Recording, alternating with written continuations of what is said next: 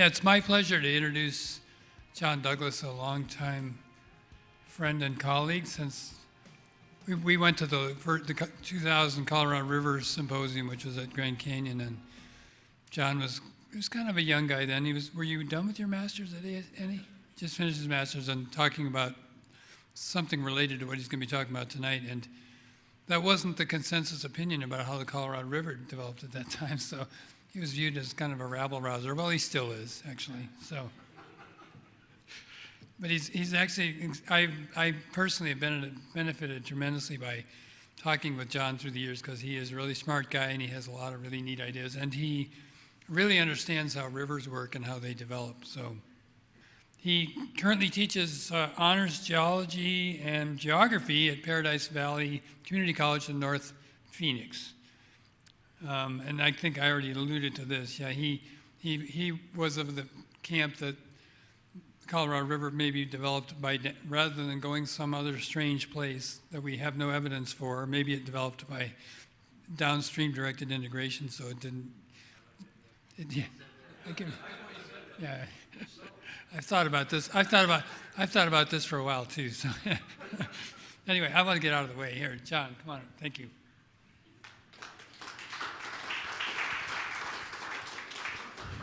All right. I got my mic, I got my pointer. It works. I'm gonna go back real quick. So this is Canva, it's not PowerPoint. Most of you are like, who cares? My daughter is in high school and she talked me into doing the Canva thing, so I think there's some Easter eggs in here that she threw in there because she helped me do it. But hopefully you think it looks good. If nothing else, you should think the formation is beautiful. If you've never been up there, this is on the Navajo Reservation. Absolutely beautiful. Game plan, just so everyone knows, this is Brian Goatee right there. I think he's taking a picture of me when I'm taking a picture of him. Game plan, background on the Bidahochi itself, old versus new ideas on the formation.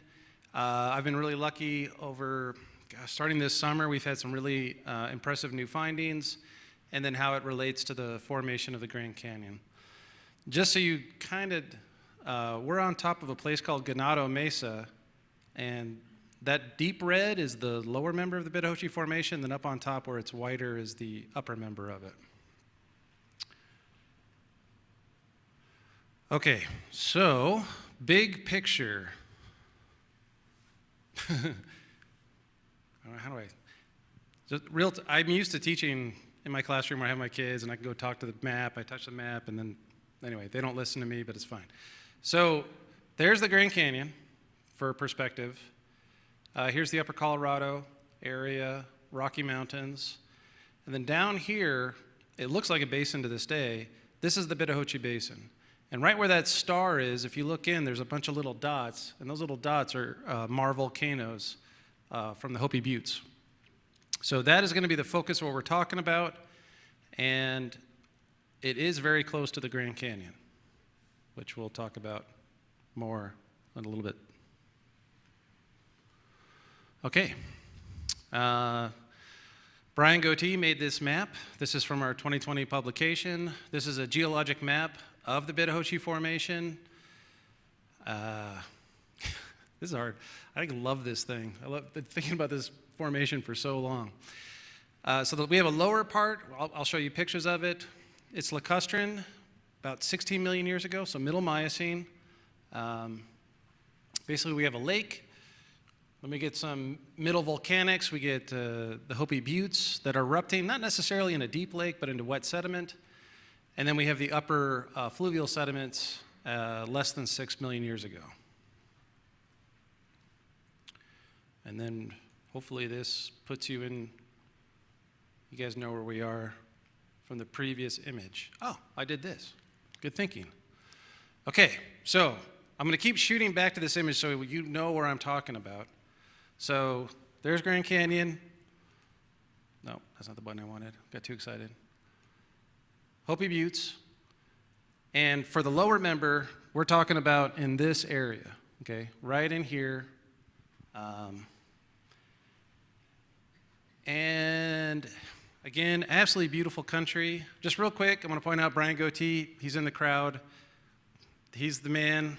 We've been friends for 20 years. I'm not here without him. I have ideas without him, but they don't really exist until I talk to him about them. So we've worked on this for a long time. This is Todd DeLigi. He did his master's on the Bidahochi Formation. He graduated in 1999.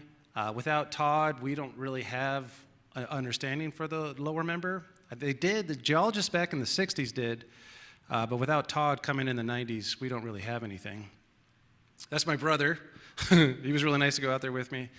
I told him I was going to buy him a shovel and hopefully, and we did have to dig our car out at one point. Okay, so in this picture here, there's a place Todd called it Vertical Cliffs. We got the Mesozoic red beds here, and then we have this darker red. That's your lower member, and it's sitting right on those beds. At the contact, we just have a really thin, really small pebble conglomerate. Some places you don't even see it. And then we start to pile up with sands and silts. We just think subaerial red beds, not a lot going on. Rivers or streams are starting to come into this basin in the middle Miocene, and then you can see something changed. And where it changed is we do get a lake. I'll talk more in a minute about what kind of a lake it is, but you can see something arrived right at that point. And that continues all the way up until about somewhere in that ballpark. And then we switch, and we're going to turn into the upper member, but I'm not going to talk about the upper member just yet. Is this boring? Are you guys okay? I'm trying to give you pretty pictures. Okay, middle member. I'm not going to talk about the middle member. Oh. Right here. Oh, the Hopi Mesas. Sorry. I thought you meant Hopi Buttes. That's what I'm focused on. They're right up here. That's the Hopi Buttes. So the middle member is the Hopi Buttes.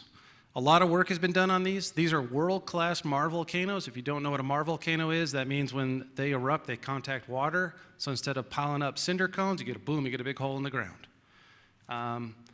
Incredibly impressive. I'm not qualified to talk about them, but they're so cool in the landscape. But that's all I'm going to say. I'll give you some cool pictures. There's a sweet bomb. When you're out there in the landscape, the mic and here you go. That's more of a throat or a vent that's coming up, but that's telling you that the surface at the time of the Bidahochi was at least that high or higher, right? That's your paleo elevation. And then on the right, there's just all kinds of cool interactions with water bodies and the volcanics that erupted. Such a cool place. I took this picture. I got COVID this summer, and I was dying to get out here, and it was going to get hot, and I was like, I feel fine. And then I ran out here to go look at this thing, and it was at this spot when I took that picture. I was like, this might have been a bad idea, because I was just like sweating and felt like crap. But you do what you got to do. Okay, upper member. So this is my jam. The upper member is what I am mostly focused on. And the upper member is the majority of the formation. So the upper member is going to wrap all the way around here. And for the most part, it's never been studied. It is just this hole in our understanding. Part of the reason I love doing these talks is I want to change that. I'm trying to get smarter people than me, younger people than me, getting to do work out there. And it's beautiful and interesting. Okay, upper member.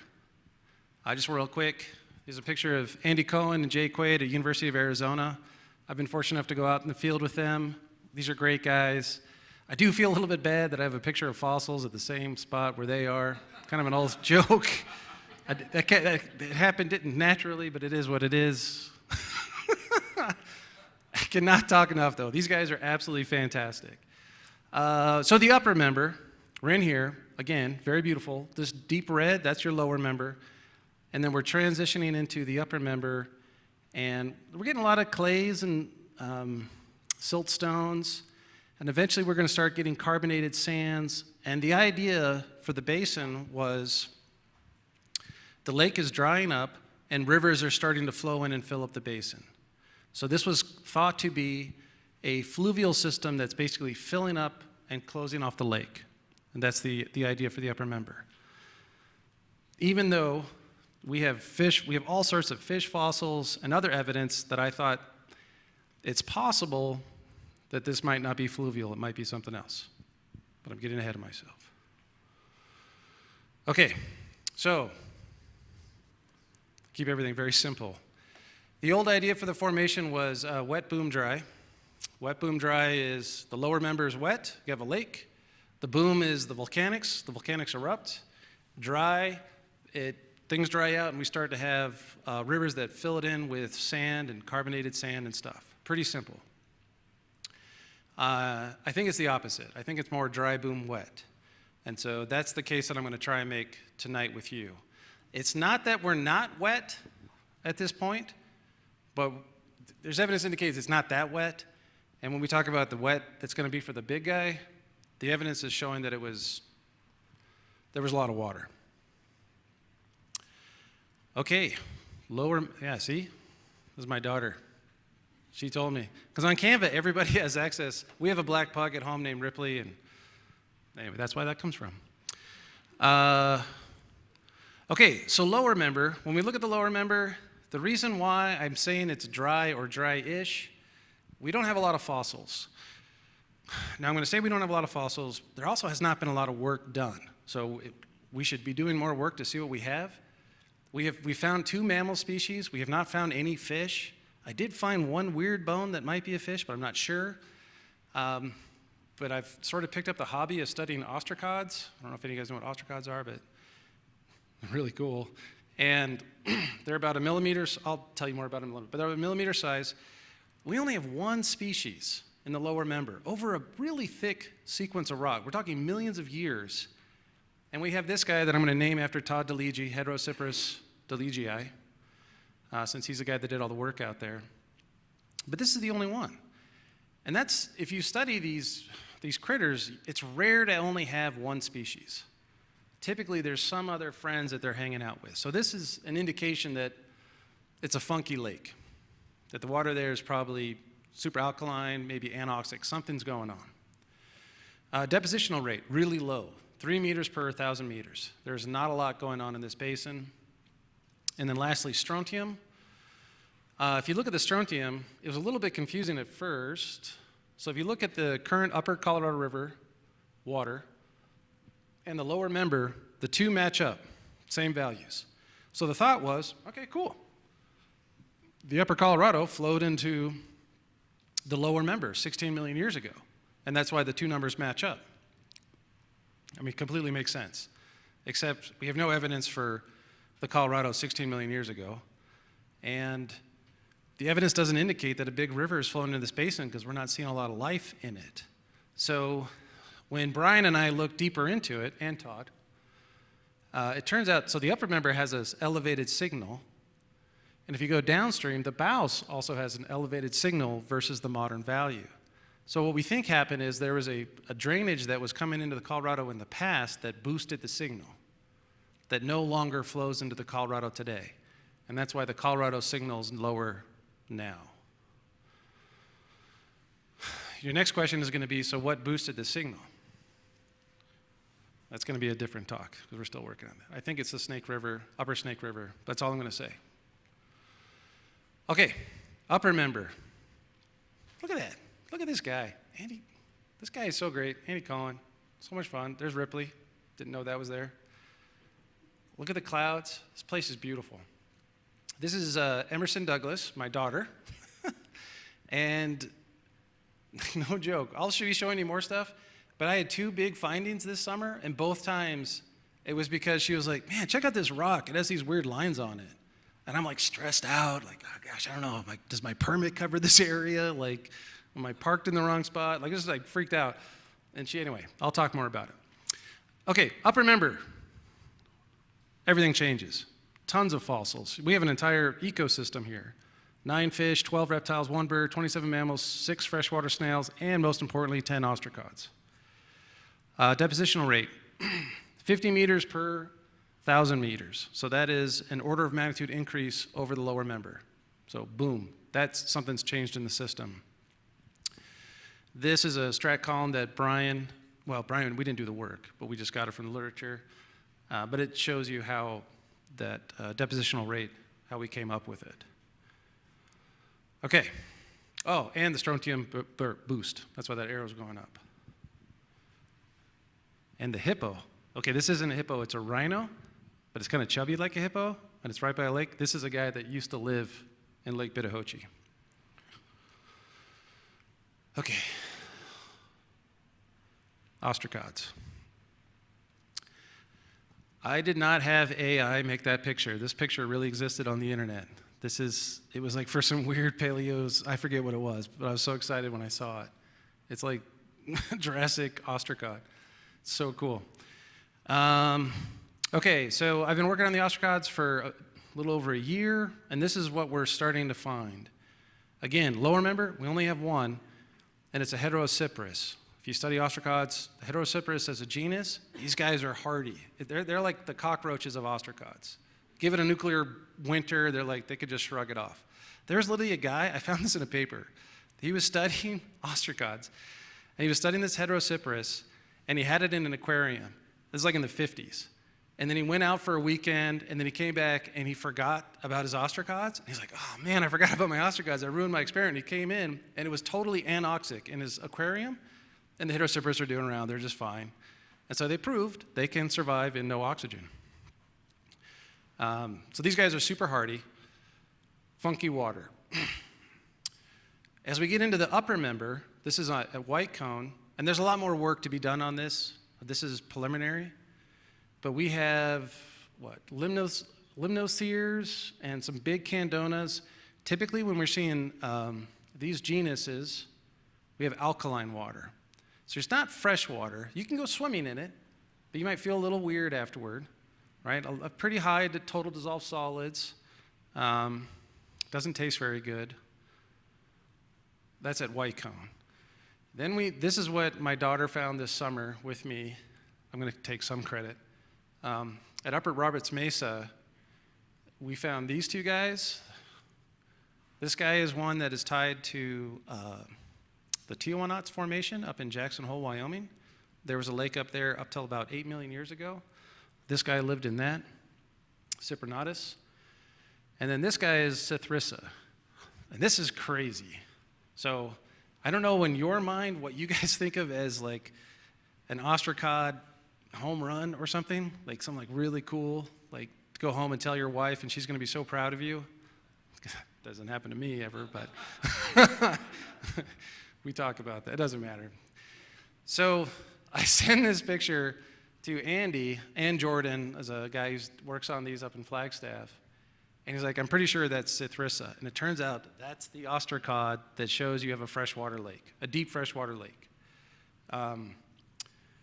There's a ton of these in Lake Baikal in Asia. Lake Baikal is the biggest lake in the world. Doesn't look like it on a map. It's only because it got stabbed with a knife and it's so incredibly deep.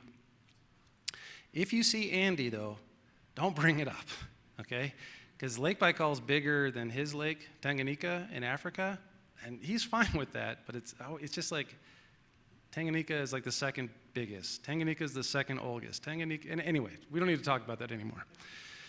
So these guys lived in Lake Baikal, a cold, deep lake. And finding these in the Bidahochi, in the ostracod world, is a big deal. So we have these in Northern California in a place called Butte Valley. I'm pretty sure they're descendants of these guys, and they're a male and female, so we have a male on top and a female on the bottom. That's also cool, because a lot of times these ostracods just ditch men. They're like, screw it, we don't need them. I mean, come on, we can understand why they do. Yeah. Are there any stromatolites in the Chaco Butte? No, but we will have stromatolites later on. But good question, though. The reason I hesitated saying no is we need to go look more, because I've only looked, I don't know, a few places. Okay, cool. Ostracods. Funky, alkaline, fresh. Lake Baikal. We also have beach deposits. So this is out by Greasewood. These are festoon cross-bedded sands with locally around it. These are volcanic grains that come from Hopi Buttes. This is incredible, beautiful, sun is setting. Don't worry about the storm that's coming in and about to rain on you and trap your truck, so you're not going to be able to get out, because that's what happened to me. The crossbeds are dipping upstream. They're going this way because that's the direction the wind is going. Really, really cool. And Chantomar. So we also have Chantomar, where there's starting from about there down is over 300 meters of green clay. And we know that because a guy in the 60s drilled it, and I think it was just because there was leftover money from the Apollo program. Like, I literally think he just had a slush fund, like, go study the rocks for the Apollo scientists, and he's like, I want to drill this sucker. And so they did. And I got to see the log. And it's not all green clay. You have some stuff that's coming in off the side, off the Mar crater rim itself. Pyroclastics, silts and stuff that are coming in, but it's almost all green clay. I think this is the lake. I think that when the lake was big, it was dumping clay into this Mar out in the valley. We have a lot of fish in this clay. This is a fish bone that my daughter found, of course, and that's a big gastropod. What was your analysis of the green clay? Was it monzonite? I didn't, I think it's monzonite. I didn't do like super analysis on it, but when I got it, I didn't do any analysis on it. It was green, it was clay. But when I got the ostracods in it, or when I looked for the ostracods, you get it wet, or I soak it in water. I don't know why I can't talk. I put it in a bucket, I put water there on the clay, right? And then I go home for a night, and then I come back, and then I can process it. And it like turned into a monster. It had like absorbed all the water, and it was like coming out of the edge of the thing. So I think that's what we're talking about. It's a pain in the butt, though. Really hard to get the ostracods. Okay, so that's all good, right? I'm making the case that we have this lake in the upper member. It's not that simple, okay? The reason why the geologists in the 60s said it was fluvial is because there's a tremendous amount of fluvial stuff up there. So these are all subaerial red beds, primarily composed of fluvial mudflats and sandflats. They don't have a lot of energy. We're not talking like rivers, like when we think of rivers. There are fluvial systems, but they're low energy. They're going into a basin. And there's a lot of this stuff kind of piling up. Oh, look, another. She's making fun of me. She's like, haha, it's not all a lake. There is a lot of this stuff. Okay, I need to be able to talk about this. So how do I reconcile those two? So I came up with this cartoon diagram that I drew in my notebook that then I had to create in PowerPoint. And this is what I came up with. It's based off of Smoot 1987. He's the guy that first made this thing. I'm sure some of you guys recognize this. So here's the idea. When you look at a lake, the sediment's going to come off the mountain front, and then you have the lake itself. The lake itself doesn't really produce any sediment. So the lake kind of always loses. The mountain is going to push sediment out and prograde out into the lake. And so the lake is going to get pushed out over time, and you will end up with conglomerates, sand flats, mud flats, as you kind of push the lake out. What I think happened, though, is every now and then when the climate was right, if you got a pulse could kick off where you would have a transgression, and then you would get this sequence of beach sand, carbonate, and mudstone that would push out from the transgression until, again, the mountain is going to win, and then it comes back over the top, and you just end up with this sliver of lacustrine sediment sandwiched in the subaerial red beds, okay? When you go out into the Bidahochi, that's what you see. So here is what I think are, I have good evidence for this, but those are the lacustrine beds, and they're sandwiched in the subaerial red beds. Does that make sense? I'm sure you'll ask me a question later on if you don't. This is wide open ground. Nobody has looked at this stuff. This is an incredible deposit. Boom. This thing is so cool, and all I've done is take a picture of it because there was a cliff between me and this deposit. And it has these like collapse features in it, this really cool green clay, nice carbonate on top. Nobody's looked at it. I have gotten ostracods out of lacustrine sediment. Not very many of them, but I do have them. I don't know, makes me feel a little bit better about the model. Okay, whew. Catch my breath a little bit.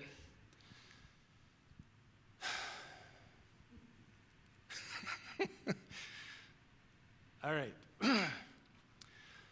Bill Dickinson is a legend. I'm sure you guys all know who Bill Dickinson is. And he did not like my idea. And it's fine. If you guys know Bill Dickinson, he was, rest in peace, but he was 6'8", okay, tower over you, had a booming voice, and he would tell you you were full of you-know-what, fairly, if he thought so. But he was an incredibly smart guy and really good at what he did. He wrote a paper saying this idea, the idea of a big lake and a lake spillover, doesn't work because the lake deposits don't get higher than 2,000 meters. If you're going to spill across the Grand Canyon, you got to get over 2,300 meters. I was like, all right, I don't have anything to say against that, Bill. That's a really good point. You could say, well, I would say this. You are going to have erosion, right? So after the event has happened, we have only lost evidence over time. You've only eroded evidence from whatever that high stand is. But even with that, 300 meters is a lot to not have any significant classic lacustrine evidence. So Andy Cohen is the one that put this in my head. I told Andy Cohen this story about Bill Dickinson, and then we're driving in a truck together, and he looks over and he's like, well, have you found anything higher than 2,000? And I was like, no. And so then I went lake hunting. I was going to find something higher than 2,000. And this is Google Earth. I don't know how many points are on this map there. Every time I click the button to put them all on, the whole computer kind of freezes a little bit. There's a lot. So a lot of it is just just at home looking at it. I'm comparing Google Earth with the geologic maps on the online geologic map database. And I'm constantly bouncing back and forth. And in the process of doing that, I come up with sites that I need to go check out in the field kind of once I have ideas. That's the basic framework for it. That's my daughter. Then she'll go out there with me and we'll see what we find. This doesn't always work. We'll let you know.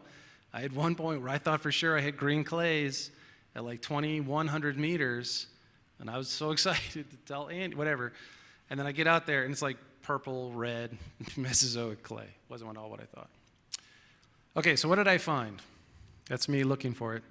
Actually, that picture, Brian took that picture because I was like, I want to pretend like I'm swimming in Lake Bidahochi. It's like, what is wrong with me? Like, what a weird guy. Oh, and there's Ripley again. Okay, so here's the model. That fluvial-lacustrine model, those cartoon diagrams, that's what's going on down here, I think. But what's crazy is something's going on different north of Greasewood. If you go north of Greasewood and you spend several days of your, weeks of your life on Google Earth, you're not going to find any subaerial red beds on Google Earth. They're just not there. You go out and look in the field, and they're not there. And I was like, why would you not have, that doesn't make any sense. But then something Brian and I realized early on, not Brian, actually the geologists in the 1960s that worked on this realized that the drainage that comes off the Chuska Mountains right here, where Canyon de Chelly is, used to come across, but it got captured to flow north into Chinle Wash. Okay?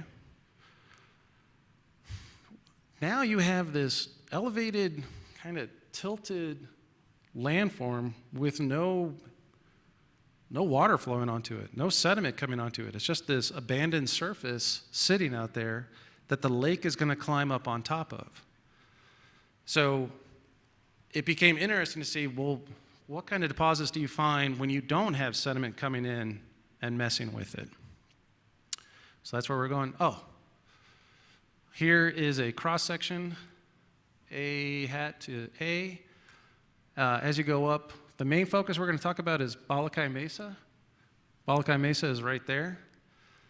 I'm going to try and make the case that what we're looking at is shore deposits from a very large lake, and that's where those deposits are located. And you can see the beheaded, where that surface was beheaded.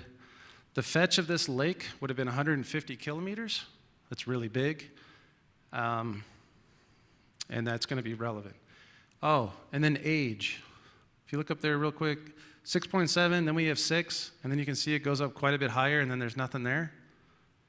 We have no age control past that point. But it'd be cool if we did. I'm looking at a couple people in the room right now. Okay, so here's another cartoon diagram. Honestly, it's really simple. We have this abandoned surface, and then what ends up happening is we end up with beach sand as the lake goes up, starts filling in on the surface. We're going to end up with something called beach rock, and then capping tufa.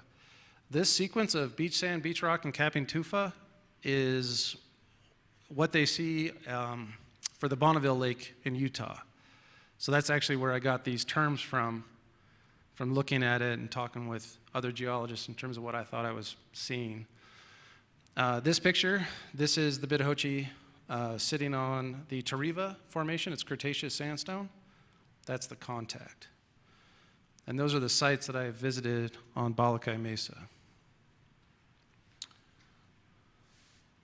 Okay, so this is your cross-bedded beach sand. So this is the classic beach sand. If you look at it, you can see these planar tabular stack sets that are all dipping this direction. Again, they're dipped upstream. Down here is a very powdery micrite layer that Nitsan could talk a lot more about than I can. And there's just another example of these dipping beach beds. So I am saying this is beach sand with confidence, not because of me. It's because when Andy Cohen was here, he's actually in this picture. He's standing right here, and he's explaining it to me. And he teaches sedimentology and stratigraphy at U of A. And he's like, these are awesome beach beds. He's like, not only are these awesome, beach beds, these are big lake beds. Like a small lake would not produce these. These things are very big. You need strong wave energy to produce these things. So that was really cool. All right, beach rock. I didn't even know what beach rock was until I started looking at this stuff and trying to figure it out. There's a lot of people, there's different people in the USGS and other places. I'll send them random emails with pictures like, hey, any idea what this is? You're really great, you're nice, I hope you have a great day. And then sometimes they email me back, sometimes they don't. That's where I got this idea from. So if you look at this picture here, see these nodules that are kind of glued in there? All that is carbonated sand, pieces of the beach rock that when the waves hit it, break it up, gets knocked around, and then gets re-glued back into it. It's beach rock of other pieces of beach rock glued into it, carbonated sand. I've yet to actually figure out what these things are. I think it's some kind of cyanobacteria. Could also be traces of worms. I'm not sure. It's one of those two things. Here we're starting to show you some stromatolites. Stromatolites are really cool. I didn't know anything about them until I found these. My daughter's the one that actually first picked it up and said, look at this, it has lines on it. It turns out if you have a stromatolite, the cyanobacteria that lives in this is really fragile to other life. So other life will just scoop it up and eat it unless it's in an environment that can kind of keep the other life away. So sometimes that's going to be in a gnarly lake that's anoxic or something like that. What we think is happening here is the wave energy was strong enough to keep that other life away to allow the stromatolites to form. Oh. That's Nitsan right there. First scale. So this is the capping tufa. This is the highest deposit or the highest unit in the upper member. Has this kind of popcorn exposure to it. These kind of pendants from groundwater that's going up from underneath, bringing carbonate with it that cements and forms these drapes that are sticking off of it. Really cool. So if you look at it, it also looks like this was a high feature in the lake environment, and the stratigraphy backs that up. There's an indication from the way the beds are dipped, that they're dipped this direction here and that direction over there, and so this was a big beach bar. And then as a capping tufa starts going off, you can see it's starting to drape over the sand. There's a really good example of it right there. This is a thin section of a slab. I'm pretty sure these are leolites, which is a type of stromatolite, but I'm not an expert. Some more cool pictures of the stromatolites. These things are incredibly cool. This is actually in the field looking down on them, and these are two slabs. A lot of people in the literature argue about whether these stromatolites are from life or do they just occur without life. And I'm just showing you these pictures because there's a lot of indication of life. So we have cyanobacteria filaments all throughout this thing. So I think life definitely did have something to do with the formation of these microbialites. Microbialite is just a broader term for a stromatolite. Okay, so Balakai Mesa is at 2,250 meters. Kaibab Plateau is at 2,300 meters. I'm within 50 meters. Okay, you don't seem that impressed. So when I told Andy that, Andy's like, all right, you got 50 meters to go. Andy, there isn't any other higher deposits. I don't have any. This is the highest deposit of the upper member of the Bidahochi Formation are the stromatolites. There is nothing. He's like, you got 50 meters to go. I don't think I have 50 meters to go. I do think erosion has occurred, and this is actually pretty good. Okay. God, how long have I been talking? 45 minutes? Still have 15 minutes? I got this. Just give me a second.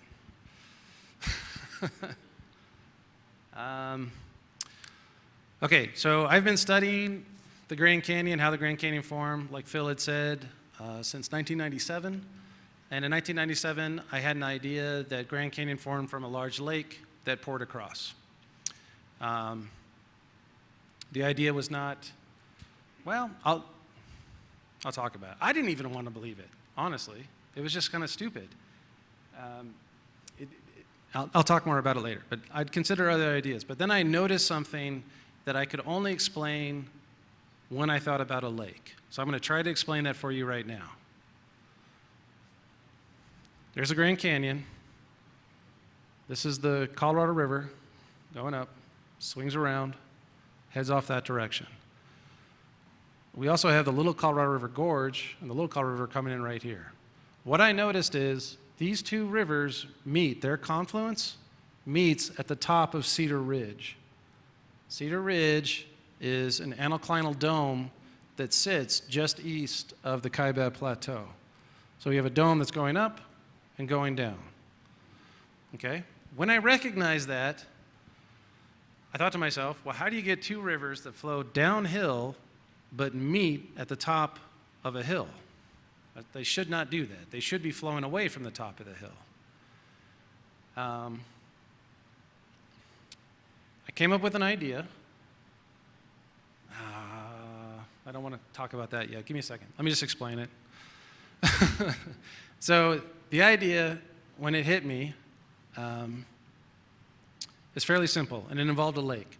So I got to put the mic down. I apologize for the online people.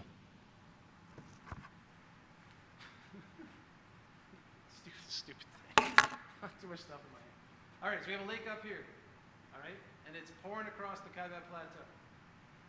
Whatever it's going to, it's going to start cutting back, right? And as it cuts back, when it hits the outlet, what happens to that lake over time is it will have to decrease, right? You have to lower the lake. And as the lake lowers, it's going to lower down and separate across Cedar Ridge. You're going to separate to a lake here and a lake here. You still have a lake outlet there and a lake outlet there. And they extend out over time. If that did not make sense, I have a better diagram here in a second. But that was the idea.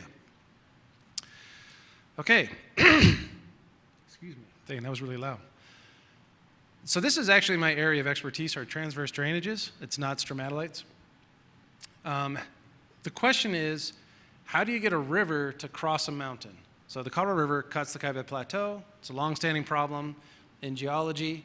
It turns out there's 4 ways to do it. Antecedence, the river is flowing there first, mountainopolis underneath, and you cut a river. You have a mountain, but it's buried in some sort of soft sediment.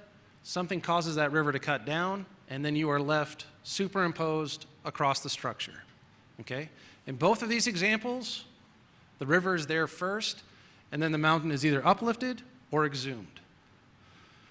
In the next two, Piracy, by far the coolest name, you have a river that's flowing somewhere else, key point, and then several things can happen. You can have headward erosion that works its way up, although that's difficult.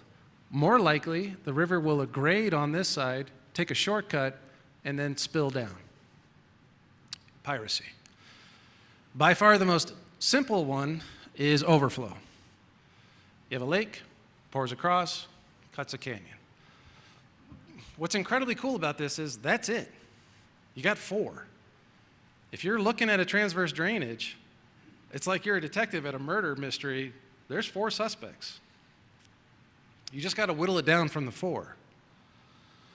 So this is a bit of a mess. So what I'm going to try and do here is recreate the Grand Canyon landscape to show you more about why I thought it was a lake. So the first thing I want to do is try and show you what Grand Canyon looked like about 5 million years ago. To do that, we got to put the onions back on the onion rings. So this is Echo Cliffs here. This is a scarp. Put this scarp back till about there. Vermilion Cliffs, come back to about there.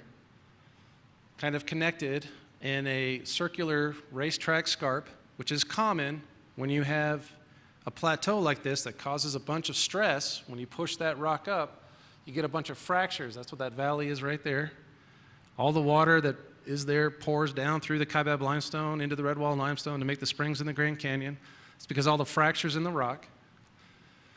I think it wrapped around. That's why the Grand Canyon has this big southern bend. It's because the scarp wrapped around this direction.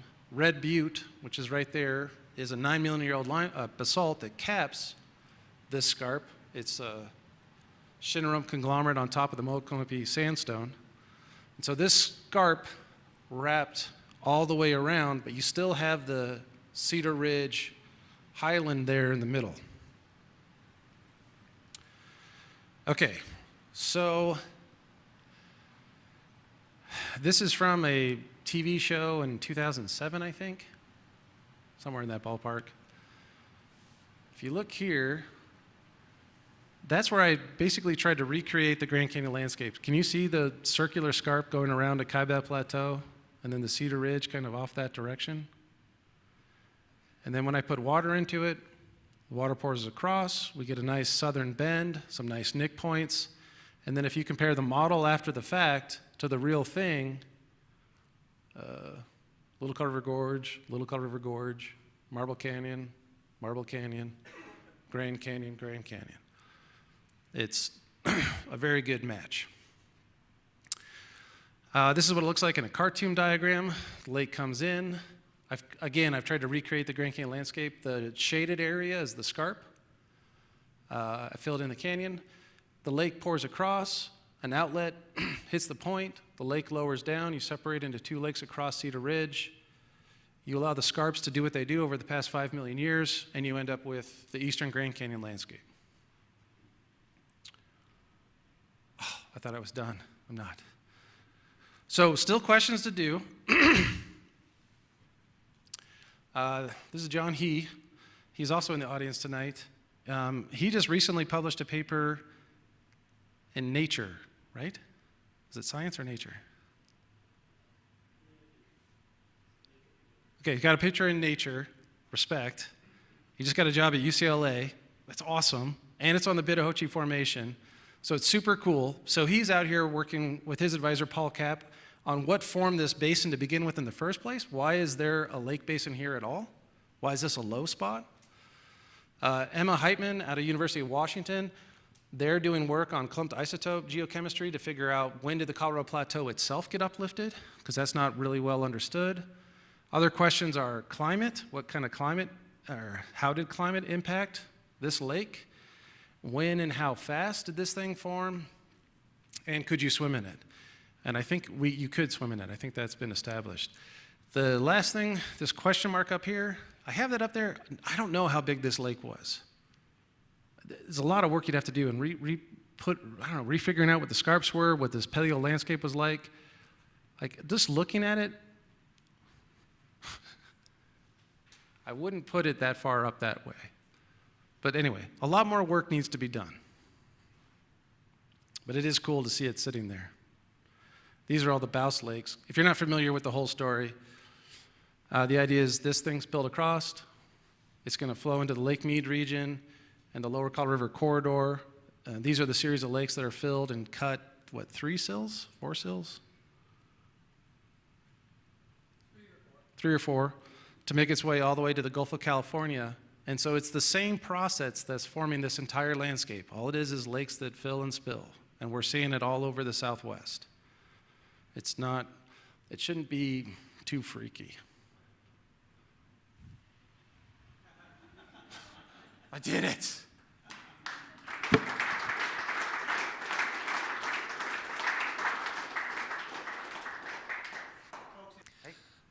What do you think was the configuration of the divides near Sholo and Gallup during the Bidahochi time? Sholo. Oh, so you're talking like right here? Because I know some of the upper Bidahochi goes into the River Puerco. It does go in the drainage. Yep.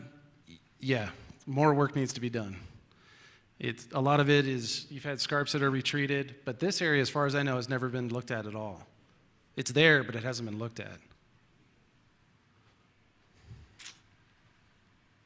He loves the Bidahochi too.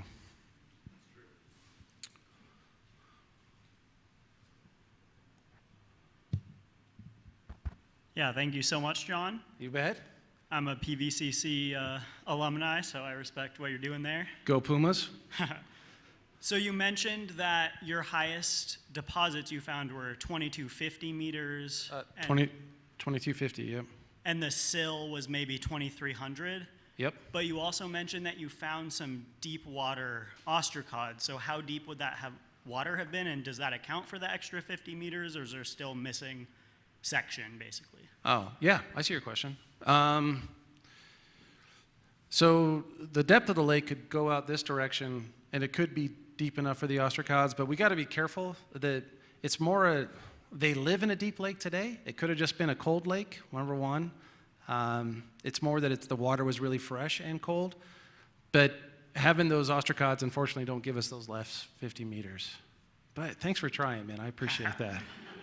Yeah, thank you for that. And then one more mini question. So as the lake was draining and you sort of showed it as the 2 different lakes on either side of Cedar Ridge, yep. Would that still have been represented during upper Bidahochi deposition, or would that be part of the missing section? And then I guess tapping on that, is there a geochemical or any difference between those 2 lakes as they're separating, or are they all pretty much the same stuff at that point, if there is stratigraphic record of it?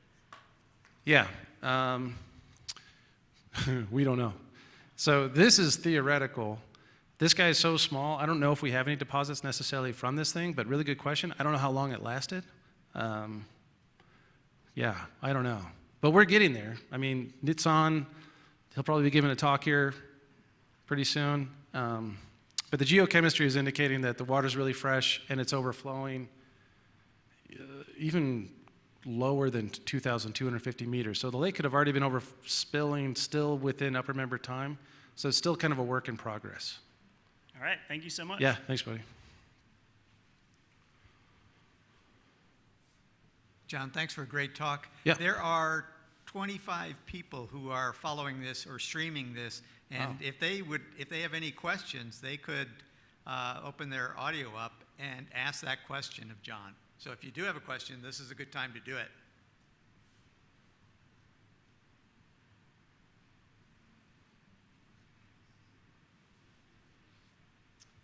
Hey, John, I'm actually glad you're on this slide. That model you have, or whoever did that model with the sand and the water. Yeah.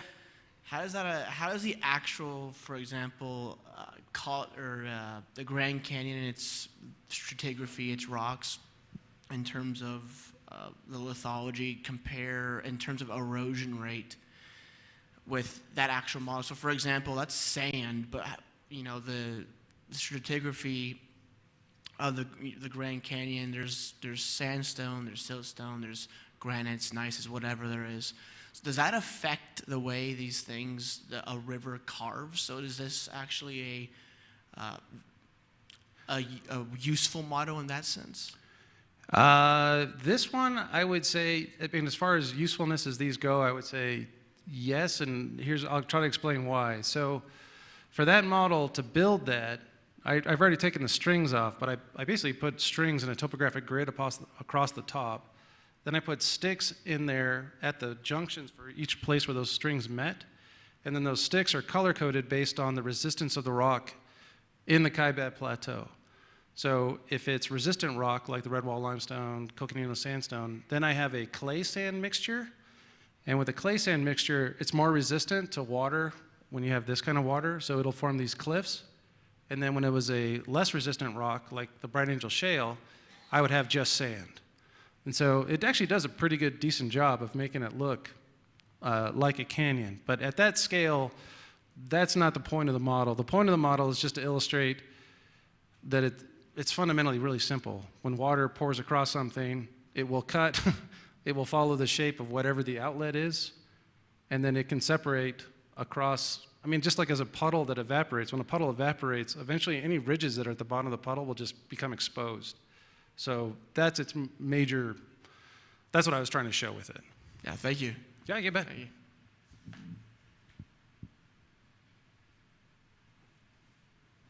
John, great talk. This is a simple question. How well constrained is 2,300 meters? I mean, how much uncertainty is that? It can't be just, I mean, it's an eroded landscape, so there must be some Okay, uncertainty nope, there. that's a good question. I've thought a lot about that. Where's my 2,300 meters?